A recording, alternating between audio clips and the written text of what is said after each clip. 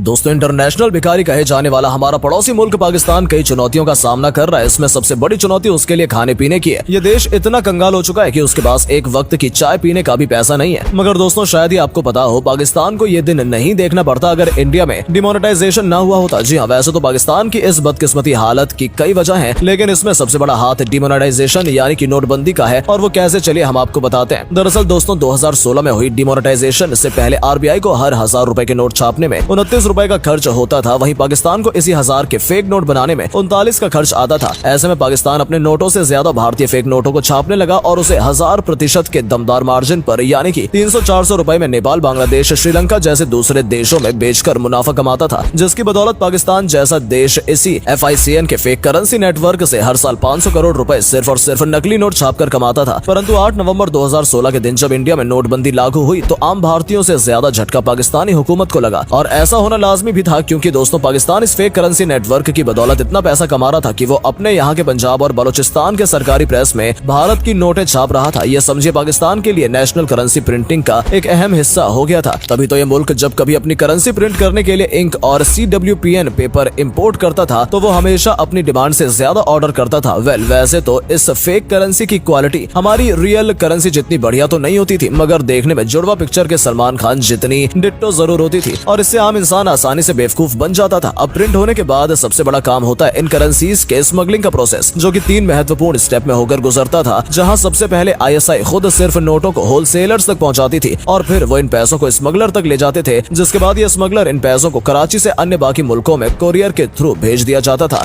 जब ये कंसाइनमेंट दूसरे देश में लैंड होते हैं तो वहाँ पर मौजूद अलग अलग सिंडिकेट इन सभी एसेट्स को बहुत ही कम कीमतों में डिवाइड करके रूरल एरिया, कैटल मार्केट और रियल एस्टेट के जरिए मार्केट में उतार देते हैं, जिसकी चपेट में हम आप जैसे आम लोग आसानी से आ जाते हैं। लेकिन दोस्तों, सिर्फ इतना ही नहीं, फेक नोटों के आदान प्रदान का सिर्फ ये अकेला ही नेटवर्क नहीं है। इसके अलावा ISI टेररिस्ट और हवाला के थ्रू भी नोटों की सप्लाई करती थी। पाकिस्तानी खुफिया एजेंसी टेररिस्ट के हाथों नोटों को भारत में इंटर करवाती है और सभी टेररिस्ट के लिए इन फेक नोट्स को ले जाना उतना ही कंपलसरी है जितना उन्हें अपने साथ बंदूक को ले जाना है। यहाँ आपको जानकर हैरानी होगी, 2007 में हैदराबाद बम ब्लास्ट के दौरान भारत में यूज किए गए 5 करोड़ रुपए भी इसी फेक करेंसी डिस्ट्रीब्यूशन का हिस्सा था। लेकिन दोस्तों, ये इकलौता ऐसा जरिया नहीं है। इसके अलावा हवाला FICN को इंडिया में लाने का बेहद यूनिक तरीका था, जिसका करता धरता कोई और नहीं बल्कि अंडरवर्ल्ड डॉन दाऊद इब्राहिम है। जी हाँ दोस्तों, कुछ IB ऑफिशियल्स की माने तो दाऊद इब्राहिम दुबई से आने वाले ट्रेवल्स के हाथों से ये स्मगलिंग करवाता है।